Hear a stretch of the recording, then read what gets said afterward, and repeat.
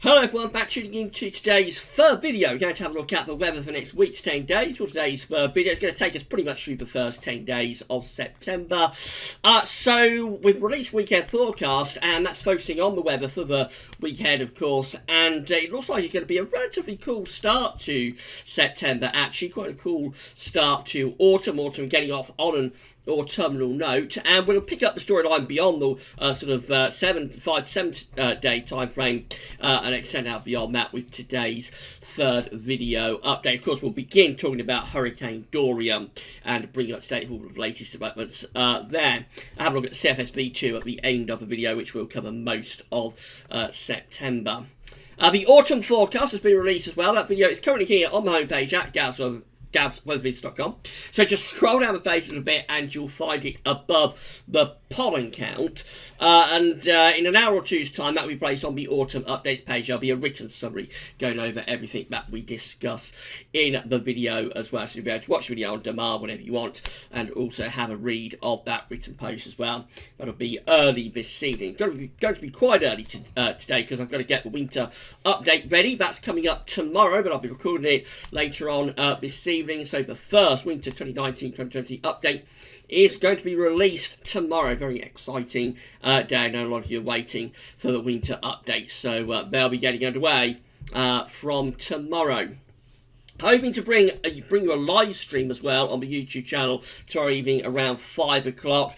I'll be using this Streamlabs software. I think I've got it all set up okay, so hopefully I'll be able to do that for you around 5 o'clock tomorrow evening. We'll just have a bit of a discussion for half an hour or so on the YouTube channel.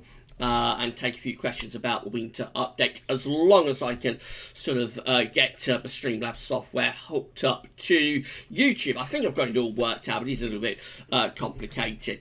Right, so let's have a look at what's happening in the tropical Atlantic. Now, we've got 3 areas of interest now. I did the video, when was it? Around a couple of weeks ago, around the 13th, 14th of August, perhaps maybe around the 15th, something like that. And I said, but within a couple of weeks, it's likely we will see the tropics livening up after a quiet start, and livened up they have done. So hats off to Gav's Weathervids. That was quite a good prediction, I think. So we've got 3 areas of interest now. It really is picking up this season. We've got a yellow X just there. Got one over towards Africa, and then of course got Hurricane Dorian just there. Let's take them all in order. So let's start with Disturbance 1. This one just here over towards Africa. As of 8 AM EDT, Saturday, August 31st, National Hurricane Centre are saying a tropical wave located about midway between the coast of Africa and the Cabo Verde Islands continues to produce a large area of showers and a few thunderstorms. Environmental conditions appear conducive for development of this system, and a tropical depression could form next week while the system moves across the eastern tropical Atlantic Ocean. Heavy rainfall is possible over portions of the southern Cabo Verde Islands during the next few days, and interest in those islands should monitor progress of this system. In the next 48 hours, this only has a 20% chance of becoming a tropical cyclone. It has a 60% chance in the next 5 days. So that could well be the next named storm that we have to watch out for. We've also got this yellow X just here, another disturbance area there. So let's see what I said about that one. It's Disturbance 2 with a 10% chance of cyclone formation as of 8 AM EDT, Saturday, August 31st, 2019. A broad area of low pressure located over the southeastern Gulf of Mexico is producing disorganized showers and thunderstorms. Some gradual development of this system is possible during the next several days while it moves slowly westward across the southern and southwestern Gulf of Mexico. Got 10% chance of a cyclone formation within the next 2 days and a 20% chance within the next 5 days. That one might not do anything too significant, we'll have to see. And then, of course, we've got Hurricane Dorian just there. So, at the moment, as of 8 AM EDT, Saturday, 31st of August, Dorian is giving maximum sustained winds of 145 miles per hour. That is a Category 4 hurricane. has a central pressure of 944 millibars, and it's moving west at 12 miles per hour. Let's drill down a little bit more, see what's going to happen with this major Category 4 Hurricane Dorian. So at the moment, the position of Dorian is just there, being forecast to move westward through the northern Bahamas over the next few days, and then turning up towards Florida by the time we get through to the early part of next week. So that's the position, or the likely forecast position, by 2 a.m. on Tuesday. Could be anywhere within this cone area, actually. So it might actually be into Florida by 2 a.m. Tuesday, or it could be up there. But anyway, it's going to get close to Florida by the start of next week, still as a major hurricane. Then it looks like it might start to curve then up the sort of eastern coast of Florida, moving in that direction. So by the middle of next week, it could be somewhere close to the coast of South Carolina. So it doesn't look like it's going to do that sort of position and move out into the Gulf of Mexico, tearing through Florida. It looks like it's sort of going to move up the eastern coast of Florida and then move up towards sort of Georgia, Carolina, South Carolina sort of area, up that southeastern coastal fringe. But of course, that is subject to change. It's only a forecast, so there is a margin of error with that. It might still tear through Florida and move out into the Gulf of Mexico. But at the moment, it looks like it's going to move up the eastern coast of that southeastern part of the United States. These are the key points. This is the Hurricane Dorian forecast discussion. So much going to bear, but we can't possibly go through all of that, but we can give you the key points about this. So key message number one: a prolonged period of life-threatening storm surge and devastating hurricane force winds are likely in portions of the northwestern Bahamas, particularly on the Abaco Islands and Grand Bahama Island. A hurricane warning is in effect for these areas, and residents should listen to advice given by local emergency officials and their hurricane preparation and have their hurricane preparations completed for today. Point number two is that life-threatening storm surge and devastating hurricane-force winds are still possible along portions of the Florida East Coast by the early to middle part of next week. But since Dorian is forecast to slow down and turn northward near the coast, it is too soon to determine when or where the highest surge and winds will occur.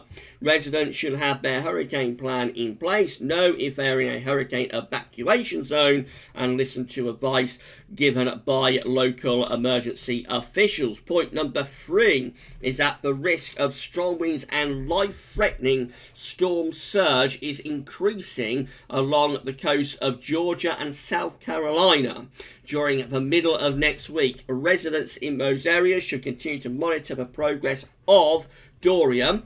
And then finally, point number four is heavy rains capable of life-threatening flash flooding are expected over portions of the Bahamas and coastal sections of the southeastern United States this weekend and through much of next week. These are the wind gusts expected. So maintaining Category 4 status for the next 3 days or beyond 145 mile an hour gusts there in 12 hours time, lasting through to 24 and 36 hours, down to 140 miles an hour in 2 days at 48 hours time, and then reducing to 130 miles an hour. That's still Category 4 though, I think, in 72 hours, and then down to Category 3 and Category 2 in 4 and 5 days. So gradual weakening in around 4 or 5 days, but this is a monster storm going to be tearing through the Bahamas and menacing that southeastern coast of the United States early next week. Earlier on today, I had a look at this first thing this morning, and they got the maximum wind gusts up to 150 miles an hour, which is getting perilously close to a Category 5 hurricane. A Category 5 hurricane will have maximum wind gusts of 157 miles an hour, I think. So it wasn't all that far this morning, being forecast to get up to Category 5 status. But the moment they keep this at Category 4, it's not inconceivable there might be a further strengthening of this in the next day or so, and we may get to Category 5. But a Category 4 hurricane is devastating enough anyway. Right, so that's all of that done. If anybody is watching from those areas, then please take care, take precautions necessary to keep yourself safe, and we'll continue to monitor the progress of Hurricane Dorian, of course. Coming back to home, we have got a little bit of weather going on across the UK today, but nothing as dramatic as that. However, there is a cold front that's moving southwards and eastwards across the country today, bringing an end to what has been quite a warm summer down in the southeast, because of the first day of meteorological autumn tomorrow. So this is the radar picture from Gow's Weather. We've got heavy rain across Scotland, but this band of rain just here, it doesn't look like much. It's quite broken up, this band, but it is a cold front that is introducing quite a significant change to the feel of weather, because ahead of us it's pretty warm, behind it is cold. So although actually there's not much rain along the front, there's a few heavy bursts, but I mean it looks pretty trivial really compared to some of the cold fronts we can get in this country. But it is quite an important feature actually, this, and will have an effect on the weather not only from today onwards but for much of the coming week. This is from xcweather.co.uk, latest observation. We've got a big contrast in temperatures today, so we're up to 24 here across many of these stations in the southeast. Norwich, for example, is flashing away there at 24. We've also got Lakenheath Royal Air Force Base at 24 degrees, mid-70s Fahrenheit. Further southeast, we've also got Southend at 24, and Headcorn Aerodrome is at 24 as well. And finally, we've also got London City Airport at 24. That might pop up to 25 in the next half an hour or so. That's around 77 Fahrenheit. Where the cold front is around here. So Church Lawford, for example, is only at 17 degrees now in the Midlands. So Bedford's at 21.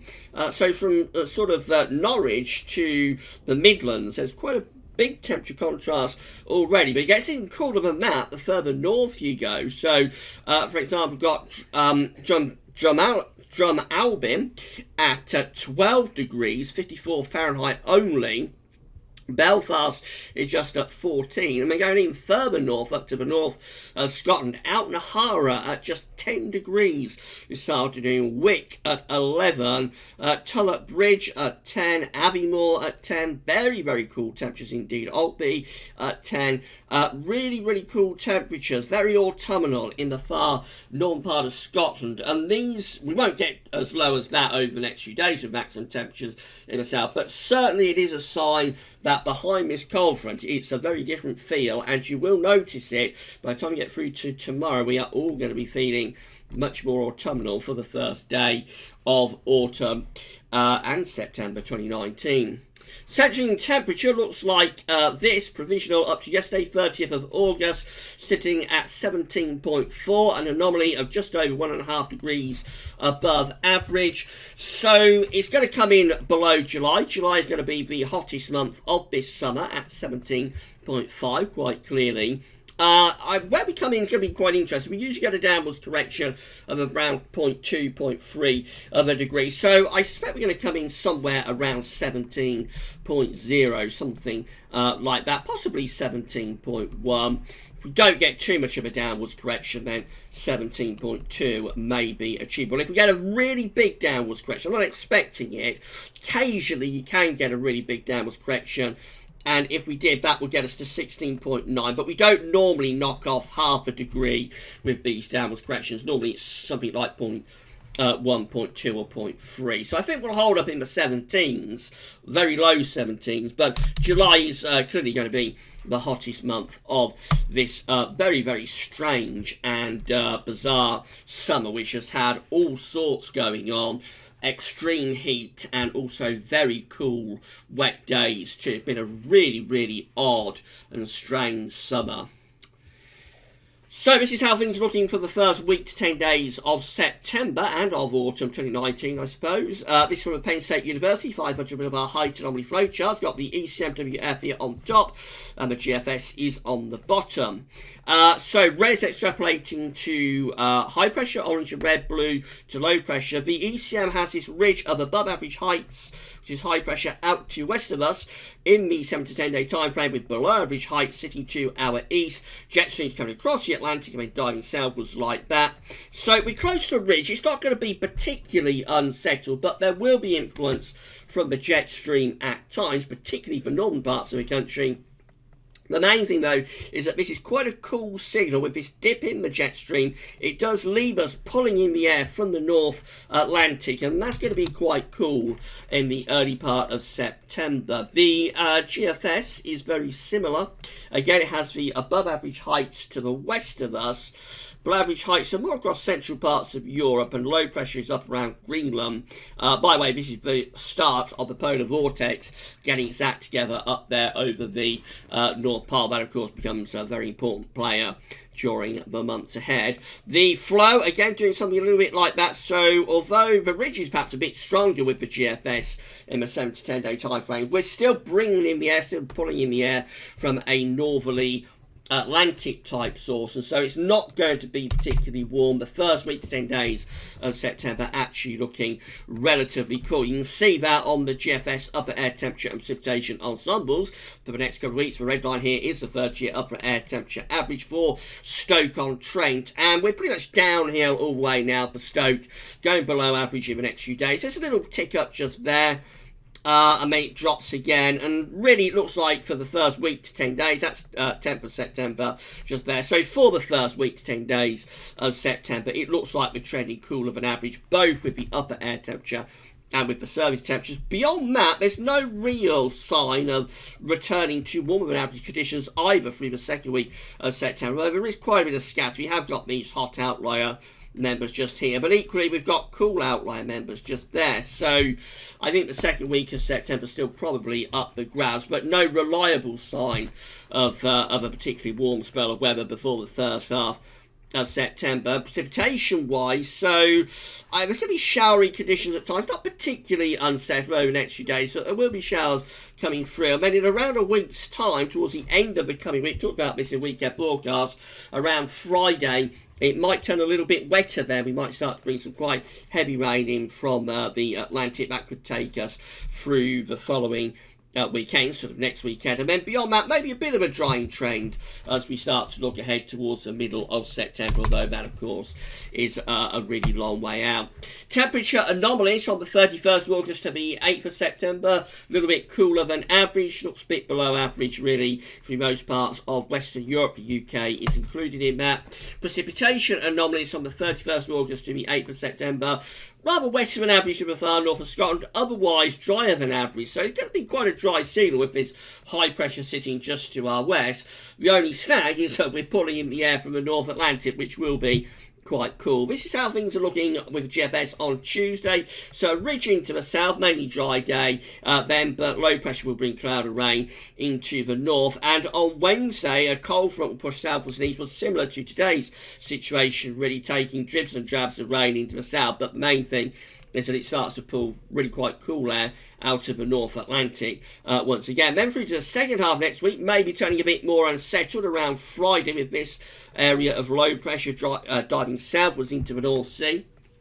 That could give a spell of quite heavy rain, actually, for many parts of the country on Friday. But, of course, it is a way off. And then as the low pressure clears in towards Denmark, we pull in these chilly northerly winds. Notice Hurricane Dorian is appearing there just to the south of Newfoundland, heading up into the northern Atlantic. That is Sunday. So by Sunday, just starting to build a little bit of a ridge up from the southwest again, but still the air is coming in from the northwest, so relatively cool.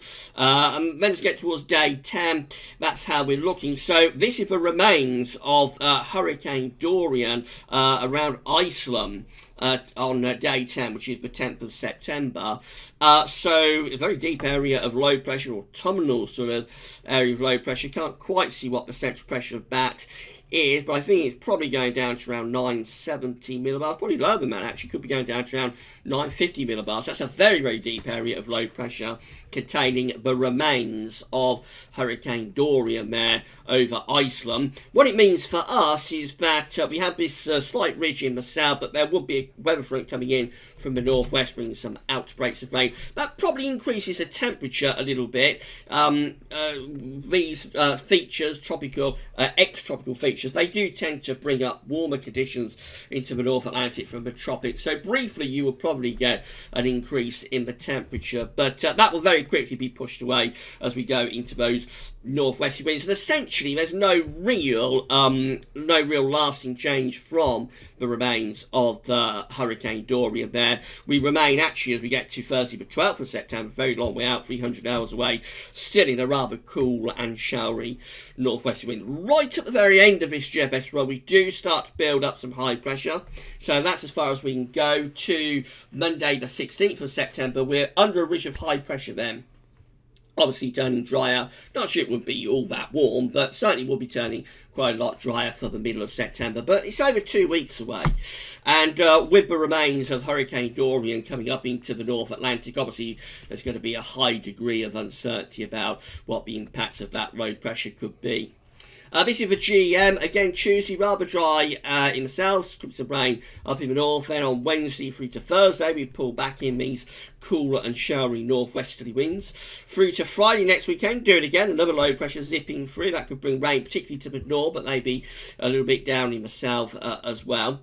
Going into those cool and showery northwesterly winds again through the course of next weekend. And up to day 10, no real change. The high pressures continue to sit just to our west-southwest. We continue to pull in those rather cool and showery northwesterly winds. That's the ECMWF. Again, Tuesday, ridge in the south, mainly dry, could be some rain up in the north. On Wednesday, cold fronts moving south and eastwards across the country. That could bring some showery rain and return us back to those cool and showery northwesterly winds. That's Thursday and Friday, looking rather unsettled. Again, same idea as with the GFS as well.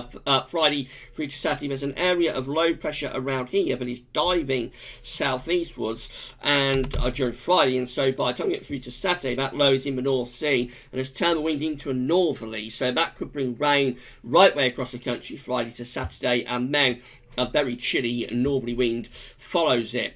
We're up to Sunday the 8th of September. There's the remains of Hurricane Dorian there around Newfoundland. Again, very deep storm system, going post-tropical probably by that point. And as we get through to day 10, that's how we're looking. Similar to what the GFS is showing, really, the remains of Hurricane Dorian as an area of low pressure gets to Iceland by day 10, which is the 10th of September. There's a weather system pushing through, and that will probably take a amount of rain across the country. Behind that, we would find ourselves going back into rather cool and showery northwesterly winds.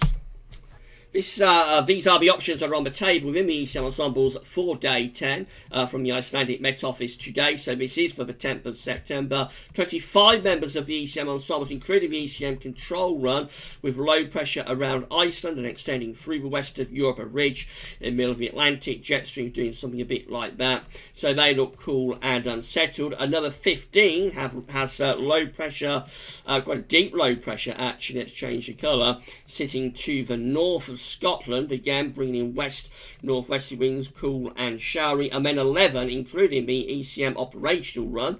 That's the run we're just looking at with low pressure over to the east of the country, mid-Atlantic ridge. Again, cool and potentially very unsettled with those. So up to day 10, it looks like things are pretty cool and potentially unsettled at times. In 2 weeks' time, these are the options we've got. This is going to get us to the middle of September, 15th of September. 17 members of the ECM ensembles with some high pressure to the south and to the west, low pressures up to the north. That's trying to take us into drier and potentially slightly warmer conditions. 13 members of the ECM ensembles with low pressure to the north of us. They're unsettled. Another 13 with high pressure out to the west. That's drying things out, but it would be quite cool. Winds coming in from the northwest. And then the 8 that we have down here, these are the driest and probably warmest option. They've got high pressure right over the top of the country, sending the jet stream northwards. That's kind of like what the GFS is shown by the middle of September. So there is the possibility that could happen. There's 8 ECM ensemble members doing that. And I suppose these 13 here might be doing something similar, but in a rather delayed fashion. So by the time we get through to the middle of September, there is a chance that high pressure will begin to assert itself. Finally, let's just have a look at the CFS V2. These are 500 millibar heights broken down into week periods. The first week period takes us from the 31st of August, 6th of September. The coming week looks unsettled. Low pressure is to the north, high pressure is out in the middle of the Atlantic. Wind and jet stream coming in from a northwest-southeast trajectory. It's going to be quite cool, showery, and fairly unsettled. And this continues into week 2 as well. This is the 7th to 13th of September with below average heights through many western central parts of Europe, above average heights in the middle of the Atlantic. Again, winds are likely to be aligned northwest to southeast, may even tilt a little bit northerly. So it's certainly a suggestion that the first half of September is looking really quite cool. Bit of a change in week 3. This is the 14th to 20th of September. High pressure then starts to ridge in from the Atlantic to the north of Scotland and up towards Scandinavia, with low pressure across central parts of Europe. That looks a rather bizarre looking chart. It would send the wind into the east or possibly the northeast and could threaten significant heavy rain across southern parts of the country, maybe even thundery rain. And probably not particularly warm temperatures either. And then we get through to week 4, which is the 21st, 27th of September. And now the ridge is strengthening over into the north of the country. We'd be pulling in easterly winds with that. Again, quite a strange looking chart. Probably a bit warmer with that, but again, the main thing is that we probably turn it a little bit drier. Although the hints are there that it could all end up as northern blocking, as so often through the last few months. Temperature anomalies with the CFS for the week ahead. 31st of August, 6th of September, cooler than average. Week 2 is also substantially cooler than average. This will be 7th to the 13th of September, cooler than average, and through many parts of Europe as well, actually looking very significantly below average for Central Europe. Week 3 is the 14th to 20th of September, also is below average. Week 4 finally sees a bit of a recovery in the temperature. 21st to 27th of September, going just a little bit warmer than average then. So it looks like it's going to be a pretty cool start to September, you have to say. Certainly the first week to 10 days shaping up cool. Possibly the first half of the month shaping up pretty cool. We might see things turning warmer and drier in the second half of the month, but that is all rather tentative at the moment.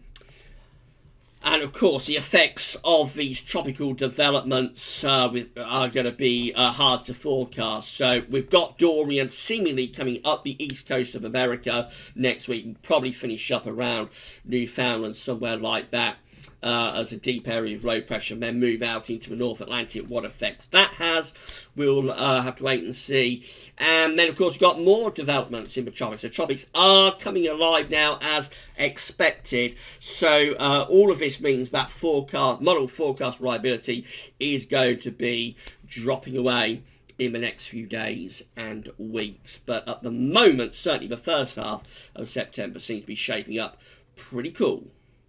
Right, so that's it for today's videos. I'm going to get the autumn forecast onto the autumn forecast page with a written summary that you have a read of later on this afternoon. And then tomorrow, it's the first winter 2019-2020 update from Gazovitz. So I know so many of you are waiting for winter updates. The first one is just a few hours away. You'll be able to see it from 10 a.m. tomorrow morning. Hoping to do that live stream on the YouTube channel around 5 o'clock tomorrow afternoon, answering a few of your questions and seeing what you thought about the winter update. Also trying to have Terry Scully's September forecast. So yeah, big weekend of updates continues, and 10 a.m. tomorrow, that's when we'll be releasing the first winter 2019-2020 update. Exciting times. That's all for now, and thanks for watching.